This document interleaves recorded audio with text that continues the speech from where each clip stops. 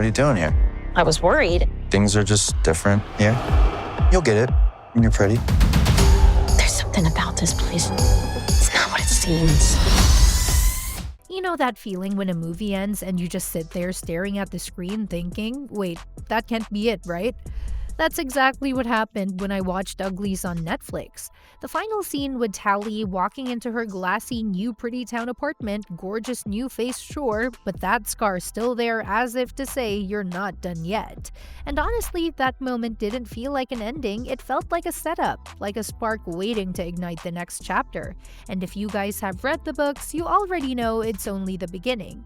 Uglies, based on the novel by Scott Westerfeld, introduces us to a world where being beautiful isn't just encouraged, it's mandatory.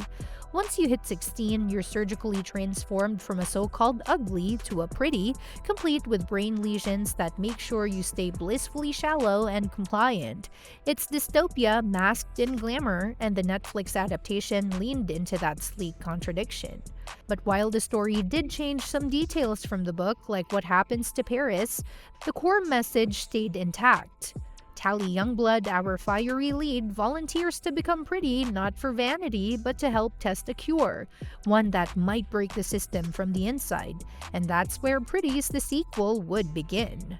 Now, I know what you're probably wondering, is Netflix even going to make a sequel? And I'll get to that, but before we dive into confirmation or speculation, let's talk about where this story is actually headed, because Pretties isn't just another pretty face.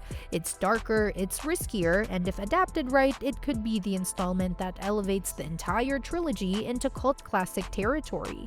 In the final moments of Uglies, Tally steps willingly into the machine, offering herself to Dr. Cable to undergo the transformation. But the irony is, she walks out with everything changed except her soul. That scar on her hand, it's still there, a reminder, a breadcrumb for herself. And in Pretties, the movie would pick up with her deep inside New Pretty Town, surrounded by parties, glitter, and blissfully blank people, but something in her still doesn't quite fit. She's with Shay again, her former best friend turned frenemy, and the two of them seem to be trying to go back to normal. But there is nothing normal here. Everything is surface level, sparkling, hollow. Shay's fully leaning into the pretty life, obsessed with cosmetic enhancements and social status, while Tally, well, she keeps saying the wrong thing, acting out, feeling too much, and that's when the next layer of the story kicks in, the Crims. The Crims are this elite clique of pretties who were rebellious enough in their ugly days to earn street cred even now. They're all about being edgy and dangerous, but their leader Zane is on to something bigger. He starts to notice that Tally isn't like the others. She thinks differently. And though he doesn't know about the lesions, he knows something is wrong with the way their minds have been sculpted into submission. So he pulls her in, gets close, and eventually really close. Yeah, there's romance, but more importantly, there's rebellion. What happens next is straight out of every great sci-fi thriller playbook. Buried secrets, climbing towers, coded clues, and an actual pill that might reverse the brain-altering effects of the pretty surgery. Zane and Tally find the cure, 2 pills left behind by her old ally Croy, stashed in a hidden location that only the real Tally could ever find. But even now, Tally isn't sure she is that version of herself anymore. Still, she and Zane make a choice, take 1 pill each. What they don't know, those pills weren't made to be split. At the same time, Shay, who's been watching all this unfold, starts to change too. Not in the hopeful, healing way like Tally, but in a way that's more fractured.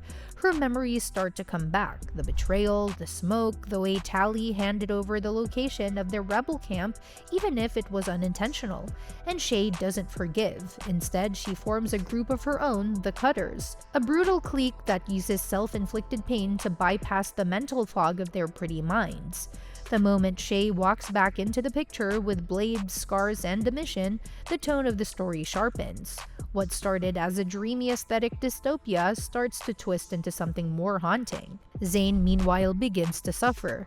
The pill he took, it was the wrong one, or rather, it was only half the solution. His body starts to break down, especially his motor skills. Tally watches the person she loves unravel, and it's not just tragic, it's her fault.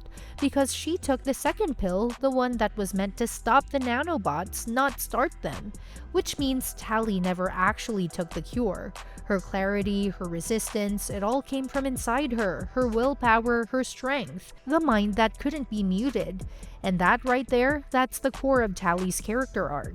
She was never just rebelling against the system, she was proof that the system couldn't fully win, that some minds are just too strong to control.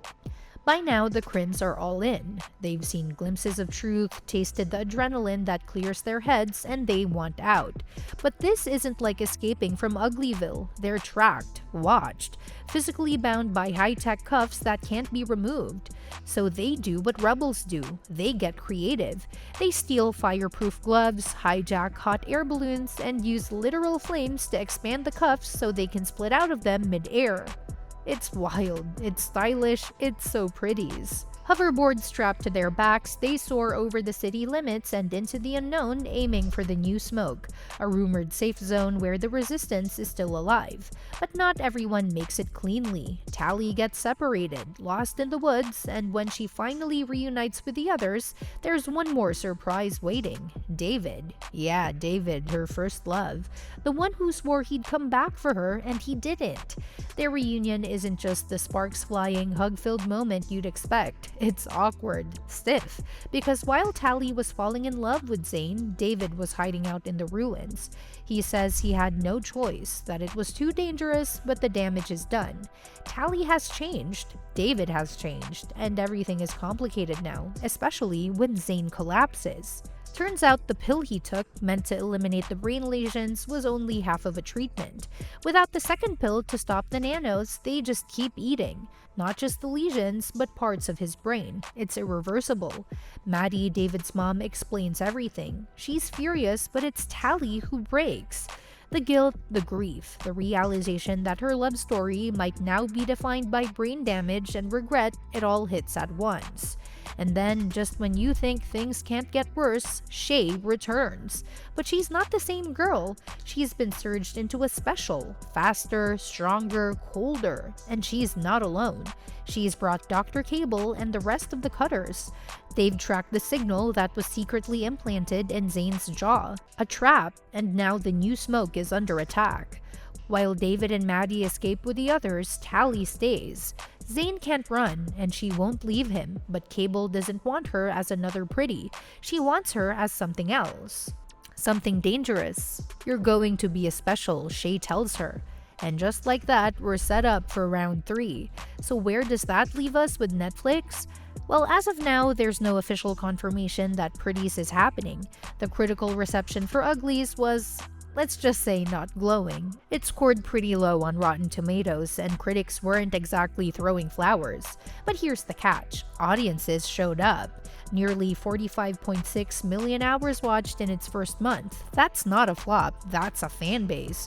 And Scott Westerfeld himself confirmed that the rights to Pretties are already with Netflix and anonymous content. The question isn't can they make it, it's will they?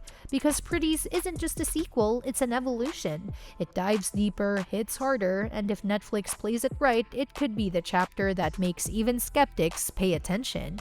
Until then, all we can do is rewatch that final shot of Tally, scar still visible, eyes full of fire, and know one thing's for sure, her story's not over yet. And that's all from my side today. Thanks for watching. I'll see you in the next one.